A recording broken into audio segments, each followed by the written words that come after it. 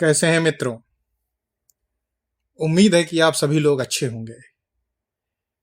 तो देखिए, हमारी ज्योतिष की श्रृंखला जो 2023 का वर्षफल है वो हम खत्म कर चुके हैं और इस वक्त हम लोग सुख भाव से आपको क्या फल मिल सकता है उसका विवेचन कर रहे हैं। तो आइए हम जानते हैं कि ज्योतिष में मैं इस वक्त सुख को क्यों इंपॉर्टेंस दे रहा हूं, उसके इंपॉर्टेंस देने के पीछे रीजन क्या है। देखिए, हम कितना भी इंकार करें, ये कलयुग है, ये इस वक्त मटेरियलिस्टिक वर्ल्ड है जहां पे धन की, संपदा की बड़ी महत्ता है, कर्म की महत्ता है। ये कम भूमि है। ये इस वक्त जो है हमारे पुराने समय की तरह, सतयुग की तरह, त्रेता युग की तरह, द्वापर युग की तरह जो है त्याग का जीवन नहीं है। इस वक्त लोगों को बैलेंस बना के चलना होता है। अगर आप बहुत त्यागी बन गए और समाज से कट गए, वो भी अच्छा नहीं है। तो हम अपने दर्शकों को ये बताना चाहते हैं कि इस दुनिया में अगर आपके अंदर ये कामना है कि आप अधिक से अधिक धन कमाएं, जो कि सभी के अंदर होती है आज के दौर में, तो ज्योतिष के माध्यम से हम उसमें आपकी क्या हेल्प कर सकते हैं। हम ये थोड़ी कह रहे हैं कि आपके जीवन में चमत्कार घटेगा। हम हमेशा कह रहे हैं कि ये कर्म भूमि है, कर्म के साथ आप लगे रहिए। ज्योतिष आपके लिए एक्सीलरेटर का काम करेगा। अगर आपको सही ज्योतिषीय उपाय मिल जाएगा तो आपके जो आप स्ट्रेंथ लगा रहे हैं, जो आप कर्म लगा रहे हैं, उस कर्म की गति बहुत गुना बढ़ जाएगी। तो ज्योतिष का काम इतना ही है। तो आइए आज हम विचार करते हैं जो है कन्या लग्न और कन्या राशि वालों के लिए कि उनके सुख भाव का फल क्या है, सुख भाव के स्वामी कौन है। देखिए, कन्या लग्न और कन्या राशि के स्वामी होते हैं भगवान बुध। जो देखिए, बुध जो है बाड़ी के देवता हैं, बुध व्यापार के देवता हैं, बुध प्रेजेंस ऑफ माइंड है, बुध जो है वाद विवाद में विजय दिलाते हैं, बुध जो है तार्किक शक्ति देते हैं। तो ये सारे गुण जो है बुध के अंतर आते हैं। और कन्या राशि में अगर बुध होते हैं तो उच्च के होते हैं। तो देखिए, आपके सामने ये कुंडली है और इस कुंडली में आप देखिए कि जहां पे ब्लैक मैग्नेट रखा हुआ है वहां पे 6 नंबर लिखा हुआ है। अब आप अपनी कुंडली में देखिए, अगर आपकी कुंडली में इस पोजीशन पे 6 नंबर लिखा हुआ है तो इसका मतलब आपकी कन्या लग्न की कुंडली है। दूसरा ये हो सकता है कि आपका चंद्रमा इस कुंडली में कहीं भी बैठा हो और वहां पे 6 नंबर लिखा हो तो आपकी कन्या राशि है। तो अगर आपकी कन्या राशि है और कन्या लग्न है तो ये जानकारी आपके लिए है। तो ये साफ है कि आपके स्वामी है बुध। दूसरा, आपके स्वामी जो चतुर्थ भाव के स्वामी बने, क्योंकि चतुर्थ भाव से सुख का विचार होता है। भूमि, भवन, वाहन और माता के सुख का विचार चतुर्थ भाव से होता है। और सुख में, जैसा कि मैं अपने पहले के वीडियो में डिटेल में बता चुका हूं कि सुख में सारी चीजें सम्मिलित हैं। सुख दो शब्द है, दो शब्द हैं, उसमें 2 अक्षर हैं सुख में, लेकिन उसमें सारा सुख है। हर चीज का सुख आप जो है आप चतुर्थ भाव से निकाल सकते हैं। लेकिन इस जो है धरा पे जो है ब्रॉड लेवल पे भूमि, भवन, वाहन, माता का सुख का विचार हम लोग कुंडली में सुख भाव से करते हैं, चतुर्थ भाव से करते हैं। तो चतुर्थ का स्वामी यहां पे आपका हुआ गुरु भगवान, बृहस्पति भगवान, और वहां पे आई धनु राशि, और धनु राशि के स्वामी होते हैं बृहस्पति भगवान। तो इसका मतलब यह है कि आपके, एक तो पहली बात, किसी भी लक्ष्य के संधान के लिए आपका मजबूत होना जरूरी है, मीन्स बुध का मजबूत होना जरूरी है। इसके बाद चतुर्थ भाव के कारक ग्रह का मजबूत होना जरूरी है, जो कि बृहस्पति भगवान है, गुरु महाराज।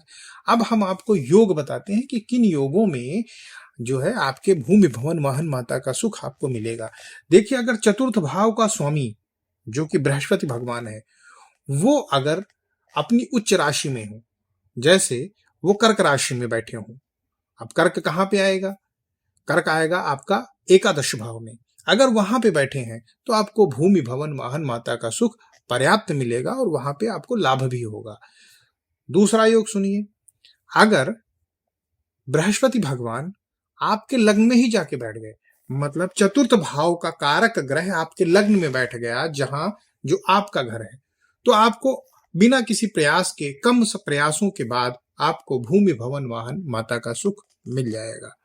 दूसरा, चतुर्थ भाव का स्वामी चतुर्थ भाव में ही हो, अपने ही घर में बैठा हो स्ट्रांग होके, तो भी आपको सुख मिल जाएगा। इसके अलावा अगर चतुर्थ भाव का स्वामी जो बृहस्पति भगवान है वो आपके दशम में बैठे हों, तो जब दशम में बैठे होंगे तो दशम में बैठने के कारण वो अपनी सातवीं पूर्ण दृष्टि से जो है चतुर्थ भाव को देखेंगे, और जब वो चतुर्थ भाव को देखेंगे तो अपने भाव के शुभ प्रभावों में वृद्धि करेंगे।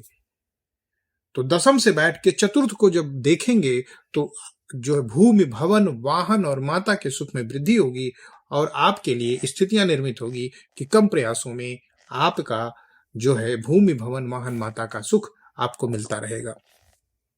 अब आइए नए योग सुनिए। नए योगों में है कि आपका लग्न का स्वामी बुध और बृहस्पति दोनों युति करके बैठे हों स्ट्रांग होके, चतुर्थ भाव में, लग्न भाव में, दशम भाव में, पंचम भाव में, नवम भाव में और एकादश भाव में। मैंने हर जगह यहाँ पे इस कुंडली में मैग्नेट रख दिया है जिससे आपको आइडेंटिफाई करने में दिक्कत ना हो। अगर इन जगहों में बुध और बृहस्पति युति बना के बैठे हैं या दृष्टि संबंध बना के एक दूसरे को देख रहे हैं तो भी आपको भूमि भवन वाहन माता का सुख मिलेगा। अब क्या है कि इनके प्रभाव में कमी कैसे हो जाती है। हो सकता हो आप कुंडली में देखिए अंश बल कम हो सकता हो कि वो किसी पापक ग्रह के साथ बैठे हों, जैसे शनि, राहु या केतु के साथ बैठे हों, या छठे में बैठे हों, अष्टम में बैठे हों, या जो है द्वादश में बैठे हों, त्रिक भाव में बैठे हों। ऐसी स्थिति में भी इनके शुभ प्रभाव में कमी हो जाएगी और आपको थोड़ा भूमि भवन वाहन माता के सुख को पाने में संघर्ष करना होगा।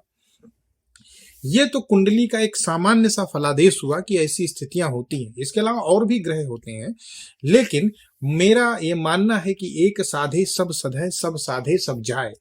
तो अगर आप कुंडली में कोई उपाय करना चाहते हैं तो जो उपाय तो बहुत सारे होते हैं, आप नग पहन सकते हैं, पूजा करा सकते हैं, अनुष्ठान कर सकते हैं, लेकिन ये सारे उपाय जो है आपको संसाधन मांगते हैं। लेकिन बिना किसी संसाधन के अगर आप उपाय करना चाहते हैं इस महंगाई के दौर में तो क्या हो सकता है। तो क्या ऐसे उपाय संभव हैं?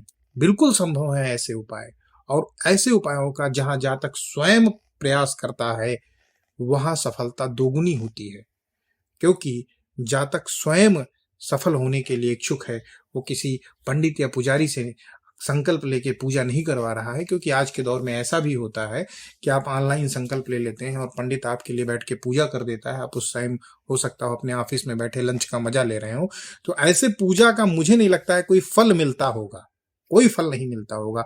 तो जातक को स्वयं प्रयास करना चाहिए, आपको स्वयं प्रयास करना चाहिए। तो देखिए, मैं आपको उपाय बताता हूं जो बिल्कुल संभव है, बिल्कुल सरल है, और मेरे सभी वीडियो में ऐसे ही सरल और संभव और अनुभवजनित उपाय बताए गए हैं। तो पहला उपाय यह है कि आपके लग्न के स्वामी हैं बुध महाराज। तो बुध महाराज के अधिष्ठाता देव हैं गणपति महाराज और विष्णु भगवान। तो आप मान के चलिए कि बुध और बृहस्पतिवार ये 2 दिन आपके लिए बहुत ही इंपॉर्टेंट हैं, क्योंकि आपके चतुर्थ भाव के स्वामी बृहस्पति महाराज हैं, उनके भी अधिष्ठाता देव विष्णु भगवान है और या गुरु महाराज स्वयं है। तो या तो आप किसी गुरु सरीखे महापुरुष की शरण में रहिए, जैसे बाबा कीनाराम, बाबा अवधूत भगवान राम, साईं बाबा, अक्कलकोट स्वामी, गजानन महाराज, रामकृष्ण परमहंस जी, जो है राम ठाकुर, जो बाबा लोकनाथ ब्रह्मचारी, किसी भी गुरु सरीखे, बाबा नीप करौरी, संत पुरुष की शरण में रहिए। गुरुवार के दिन उनका दर्शन करिए, उनकी शिक्षाओं को पे विचार करिए, मनन करिए। आपके जो है चतुर्थ भाव के शुभ प्रभाव में वृद्धि होगी और आप जो है सफल हो जाएंगे। दूसरा उपाय यह है कि आप जो है बृहस्पतिवार के दिन थोड़ा दान करिए, लोगों की मदद करिए, भूखे को भोजन कराइए, जो आपको संभव हो सके वो करिए। स्त्रियों का सम्मान करिए, स्त्रियों की इज्जत करिए, अपनी वर्क प्लेस पे ऐसा माहौल बनाइए जहां पे स्त्रियां अपने को सेफ फील कर सके। ये एक छोटा सा उपाय है, लेकिन आप मान के चलिए कि जो स्त्री रूप है वो माँ लक्ष्मी का रूप है। अगर आपसे स्त्रियां प्रसन्न हैं और वो आपसे खुश हैं, तो ये मान के चलिए कि आपको धन वैभव संपत्ति मिलने में कोई देर नहीं होगी, क्योंकि माँ लक्ष्मी के रूप आपसे प्रसन्न है। तो ये एक सामान्य से उपाय हैं और ये एक बहुत मारक और बहुत ही प्रभावशाली उपाय हैं, जिनमें आपका लाभ होना निश्चित ही है। लेकिन ये कंडीशनल है। कंडीशन सिर्फ एक है, निरंतरता, सतत प्रयास। इस उपायों के साथ कंटिन्यूटी बहुत जरूरी है, बहुत ही ज्यादा जरूरी है।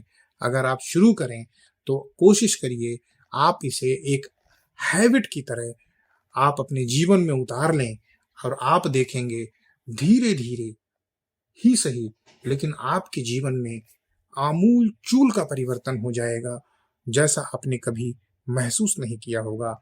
और आपके जीवन की गाड़ी जो है सरपट दौड़ने लगेगी, आपको कोई कष्ट नहीं होगा। इवन ये उपाय ऐसे हैं, आपको अपनी कुंडली के बारे में भी नहीं पता है तो भी इन उपायों को अपने जीवन में उतार लीजिए और हमेशा इसको एक हैबिट की तरह करिए और पूर्ण विश्वास के साथ करिए, क्योंकि कोई भी उपाय बिना विश्वास के फलीभूत नहीं होता है। विश्वासम फलदायकम, विश्वास करेंगे तो वो फल जरूर मिलेगा। ईश्वर आपकी सहायता के लिए तत्पर है, लेकिन कर्म किए बिना ईश्वर भी आपकी मदद नहीं करेगा। ये एक कटु सत्य है। आप ईश्वर पे विश्वास करके कर्म करिए, आपको सफलता जरूर से जरूर मिलेगी। तो बस यहीं अब हम अपनी वाणी को विराम देते हैं। कन्या राशि और कन्या लग्न वालों के लिए सुखमय जीवन की कामना करते हैं, और आपको जो है इन बातों के साथ मैं इन वीडियो को यहीं विराम देता हूं। जय श्री राम।